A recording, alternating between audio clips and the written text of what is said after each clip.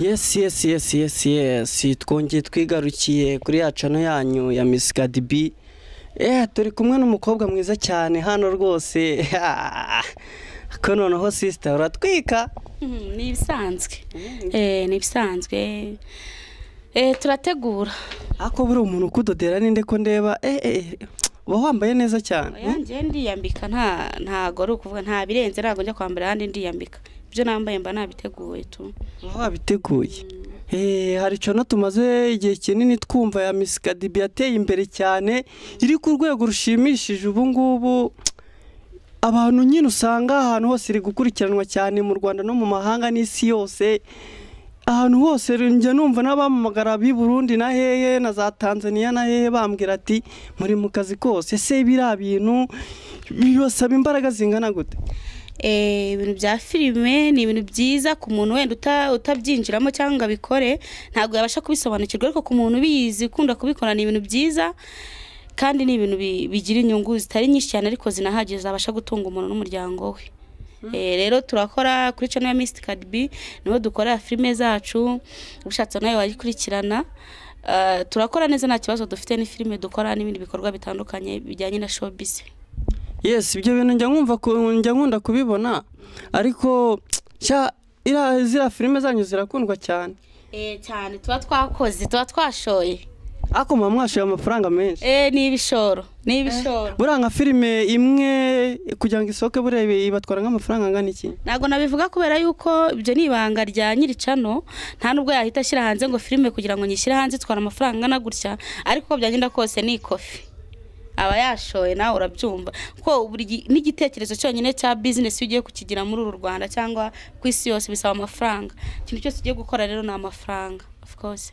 Birumvikana. Ese nka buriya filime ko nabonye zira filime zanyu zimaze igihe kinini muzikina. Ese buriya buriya mwatangiye gutekereza kuvuga ati reka dukine filime kuva ryari?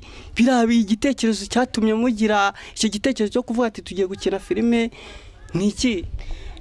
Njyewe nta gihe kinini cyane mbimazemo, ariko mu gihe gito mbigiriyemo ntago ndi umuhanga muri byo, ariko ababitangiye mbere bazi inyungu zabyo, ariko mu gihe gito mbimazemo ni ibintu byiza cyane. Ibintu byo gukina filime harimo n'akazi, harimo amafaranga. Iyo ukoze urahembwa nkuko nawe ubyuka mu gitondo ugakaraba ukajya ku kazi, nabyo rero iyo ukoze urahembwa ubonamo amafaranga make abasha kugutunga. Ubwo rero hari ikintu abantu bamwe bajya batekereza bakavuga ngo ibintu bya filime ntago byunguka, nta mafaranga menshi bigira. Ni imyumvire, izo ni karakteri z'abantu baba bafite imyumvire itari myiza, niko nabyita, kuko ibyo ni bafite ukundi kuntu babitekereza. Ariko mu by'ukuri akazi ka filime kabamo amafaranga. Ntago nyine mvuga ngo ni amafaranga menshi y'ikirenga, ariko uko biri arantunze, urabona ko meze neza nta kibazo. Yego nyine bafite n'ibindi bintu ku ruhande nkora, ariko nabyo biranyinjiriza nta kibazo. Alright. None se ikindi nshatse kwibaza, ikindi ndi kwibaza, ese buriya filime zagutunga ariko kazi konyine ukora nta kandi kazi ufite, ubona bira bintu byagutunga? Cyane rwose filime zagutunga cyane, kubera ko byaterwa wenda nuko ubukina cyangwa naho ubona ujya gukinira n'abaguhamagara, ariko filime zagutunga. Kubera iki zose zagutunga sa kazi? Nose kubyuka mu gitondo ukajya gushaka aho ujya gukora ikiraka ntutahana amafaranga yo kurya. Filime zagutunga ni ibintu bisanzwe. Yego. Nk'abasuzugura kari akazi akavatera kusibira ibintu buriya se birarya, buriya babona amafaranga, ese buriya bakuramo iki? Nk'abo bantu bafite ibyo ibitekerezo nk'ibyo ngibyo, ikintu wababwira ni ikihe bitewe n'inyungu wakuye muri aka kazi? Ikintu nabwira abantu basuzugura ibintu bya showbiz nuko nakazi keza karimo amafaranga, karahemba of course. Niba babona bitagenda nuko batabikunda cyangwa babikore. Wowe niba wumva ubikunda, ufite uwo mwuga wo kubikunda, bikore n'umutima wawe wose, ujye muri showbiz ubishaka ubikunze. Nubikora ubikunze bizagira inyungu, kuko nanjye ndabikunda niyo mpamvu bingirira inyungu, ariko karahemba karakazi kandi kabamo amafaranga. Sinzi impamvu abantu biyumvisha ko nta mafaranga bamukiretse, nimba wenda abantu bakina bitandukanye ariko kabamo amafaranga. Okay, nk'abantu se bakurikiye Miss Cardi B sibyo? Nk'abantu bakurikiye TV Miss Cardi B, nk'ikintu wababwira abanyarwanda nyine muri rusanzwe, si mu Rwanda gusa ni igihugu cyose, kuko nabonye mwebwe mukurikiranwa n'abantu benshi cyane. ese nk'abo nk'iyo ugiye gukina amafaranga tubwize ukuri n'utubiki nk'amafaranga uhembwa iyo wagiye gukina uruhembwa nk'amafaranga angahe kugira ngo n'abantu bakurikiye televiziyo bavuga ati bya bintu uzi yuko bifite amafaranga ku buryo buri muntu wese bimushitura kumva yuko hari akazi kumvikana kamuhemba kaguhemba bishimishije. Ese nkabura nk'iyo ugiye gukina utahana nk'amafaranga angahe uvuga ati aka kazi ni akazi pe? Okay, rero ntago ibyo nabivuga, iryo ni ibanga ryanjye kuko aho ngaho n'ubuzima bwanjye bwite, ibyo n'ubuzima bwanjye bwite, aho winjiye mu buzima bwanjye bwite, ibyo ni akazi kanjye kamwe kandi ntago najya gushyira ubuzima bwanjye bwite mu itangazamakuru, ntago mbikunda. Ariko nyine amafaranga yarimo, ariko ntago mvuga umubare, nayo ngayo arampagije ayo mbona birahari. Urakoze cyane. Hari ikintu nshaka kukubaza. Ikindi nashaka kukubaza, ese nk'umuntu kugira ngo akine muri ziriya filime zanyu nge naranazikunze cyane kuko nge nzikurikirana n'abantu benshi ngenda nzibona.